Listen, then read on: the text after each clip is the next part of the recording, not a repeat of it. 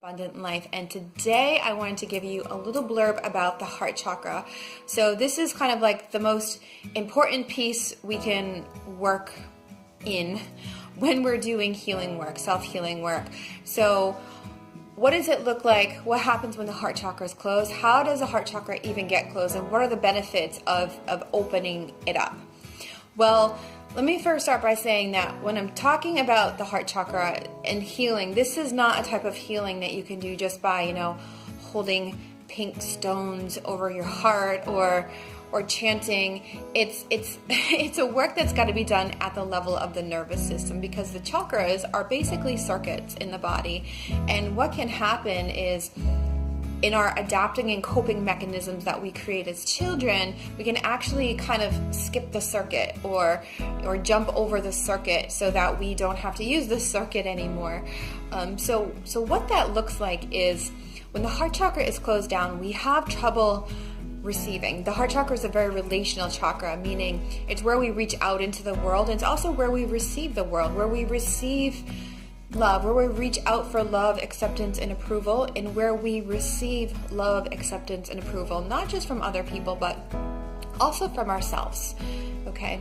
So how the heart chakra gets shut down is, when we're children, if we're reaching out for love, we're reaching out for acceptance and approval, and to know that we're okay, and love not for having accomplished something, or, not love for have been a good girl or good boy, but love just for who we are, just for rolling out of bed and saying, here I am, and having that love or gaining that approval or acceptance.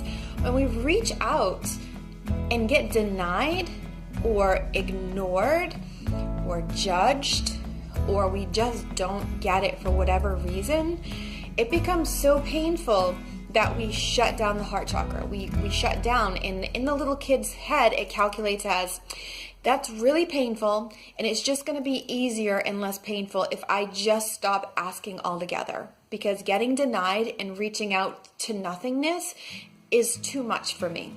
And so we have to learn how to survive as children. So we say, okay, I'm just going to shut that down. And so what happens is we jump up into our head, and we live in our head.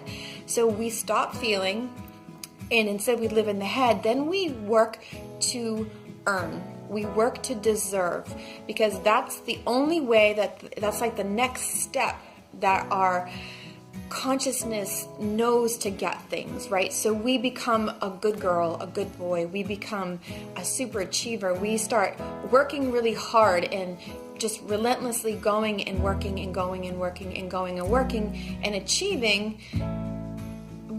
But it's out of balance because we're never actually receiving the benefits of what we're doing. Right?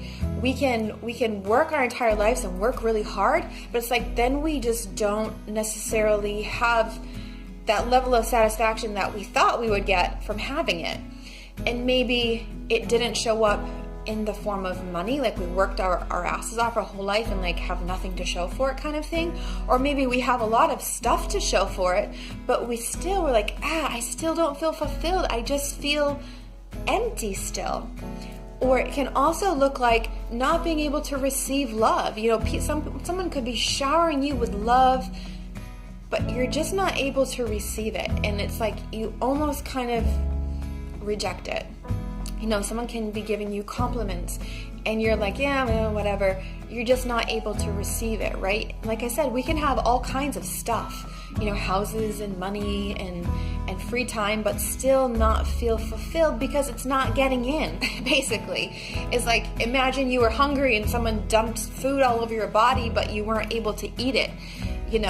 It's the same thing where it's not getting into the system. So we still feel hungry for it, and we still feel empty, because behind the heart wall is built around emptiness. So the mind is trying to give you things to do in a way to try to fulfill that. But we know, and if this is you, because this is most people, that there's nothing that you can do to fill that space. There's no place that you can go to. There's no vacation. There's no amount of money. There's no opportunity. There's nothing big enough or good enough to fill that space to make you feel fulfilled, to make you feel joyful, to make you feel happy. And that thing that you thought that you wanted that you might finally get, you're like, I thought it was going to be different. I thought I was going to feel different. And I just feel the same. I still feel empty. And this is why we can see some people who have so much, but they just still feel empty inside. And this is the problem. So, it'd be easy just to say, okay, I'm just going to open up my heart and allow good things in now, and allow myself to receive, and allow myself to connect with people, and to allow myself to be fulfilled. But there's no amount of mental gymnastics that you can do to say, yeah, I'm just going to open up my heart. Because the wiring is built into your nervous system. Your nervous system is a survival mechanism. And if your nervous system says that opening up my heart is dangerous, which is what was wired into you when you chose to close it down, there's no amount of intention that you could have to open up your heart that's going to override the nervous system. The nervous system is going to win. The nervous system is going to say no. And a lot of people who have a closed heart space will say, I don't need to open my heart. I don't want to do that. I don't even understand why that would even be a benefit. I'm just going to live in my head because it's safer up there. I don't have to feel anything. I don't have to risk being hurt. And so it's not worth it to me to open up my heart. There's nothing happening here that's important. And a lot of people make that conscious decision, sometimes an unconscious decision. But it leaves us empty. It leaves us just feeling like kind of flatlined. We can't feel joy. We can't feel happiness. We never feel satiated by life. We'll never feel satiated by the things that we do, no matter how great. We'll just burn ourselves out trying to accomplish something, or trying to get more, or trying to prove ourselves. Because in your heart, there's a piece of you saying, you don't quite deserve it yet. Because in the heart is also where the inner critic lives, the judge, the judgment of the self. When we shut down, there's a calculation made saying, you must not deserve love. You must not deserve affection, approval. And this is happening at the level of the unconscious mind. It's all calculating for you. So that inner critic, that inner judge is saying, you don't quite deserve it yet. So you're going to have to keep working. You're going to have to work harder. You're going to have to do more and do more and do more and do more. So we become really good at giving and really good at doing and really good at giving, but we're shitty at receiving. And so we become empty and unfulfilled. And we have this tyrant of an inner critic going, you're not good enough yet. You don't deserve that yet. And so when we're blocked off in deserving, that's a whole nother level of judgment of the self. So it's not just that we're not allowing ourselves to have the good feelings of love and joy and fulfillment, but the physical things often that might be associated with that we can also block. So that could be safety, that could be good relationships, fulfilling relationships. It can be money, it can be health, because that inner critic, that inner judge will sometimes self-punish. It'll keep the good things away from you. There's so many layers that are happening. So what do we do about this? Well, first we have to decide, I actually want to enjoy my life instead of just trying to skate through and get out without feeling too much, because what's the point of that? Why would you want to do that?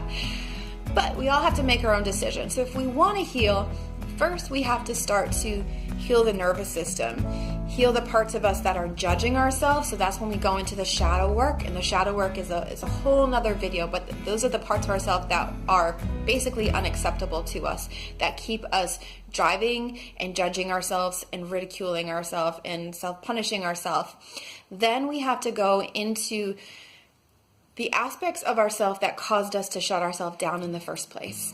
Okay, and it doesn't have to be, hard work, but it's very intentional, it's very direct, and it's very deep, working at the level of the nervous system so that your heart chakra can naturally open.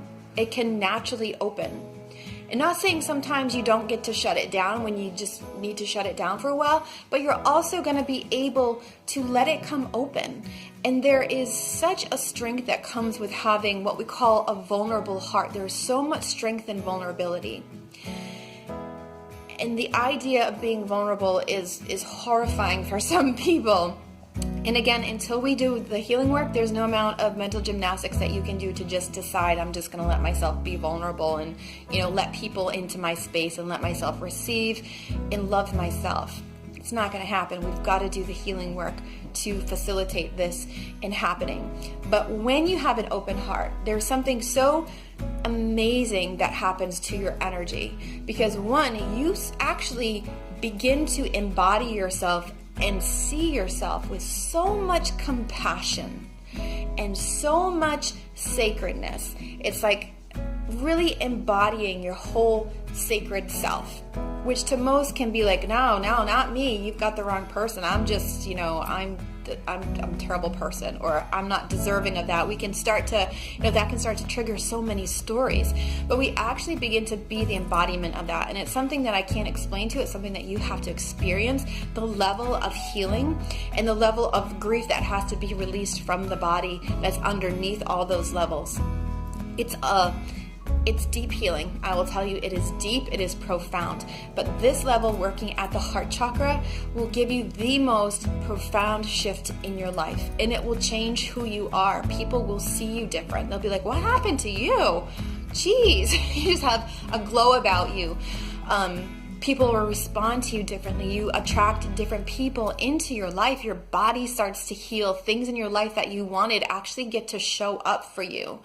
Whatever you've been seeking your entire life, you actually allow yourself to let it in. You allow yourself to be satiated. It's like that one person that you've desperately been wanting their approval from. It's like getting that. It's like,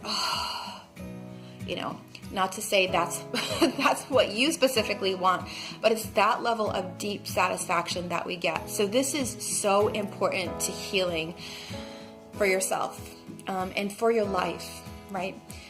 So if you're interested in doing this profound, deep inner shift and completely changing yourself and changing how the world receives you and change how you're receiving the world so the world will respond to you differently, then please contact me to do this work, because it's important and you're important, and everything that you want to experience is important, and what you long for is important.